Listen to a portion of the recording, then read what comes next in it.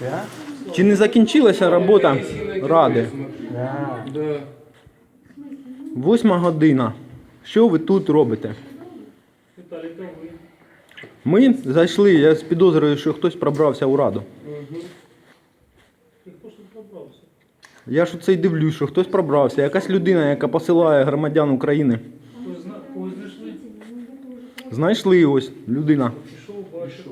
Ну, бачимо, що тут перебувають якісь невідомі особи, які не мають ніякого відношення до ради. У присутності якісь ще дівчини. Тоді, мабуть, треба викликати поліцію. Мабуть. Зараз викличемо. Так що ви тут робите, громадянин? Ти хто такий, скажи?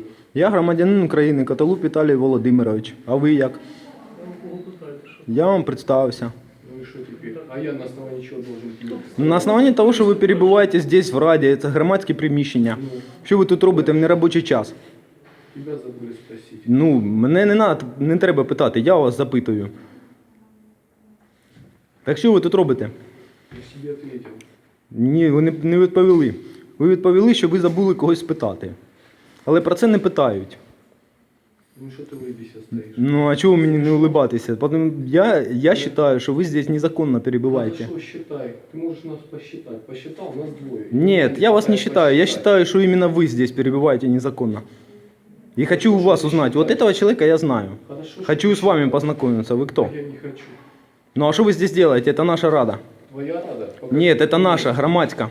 Покажи документы. Покажите вы свои документы. У меня есть паспорт Украины. А у вас какие документы? У меня есть Конституция України. Наші удивлені. Це найголовніший закон в Україні. Найвища юридична сила. А ви дозволяєте собі людей кудись посилати.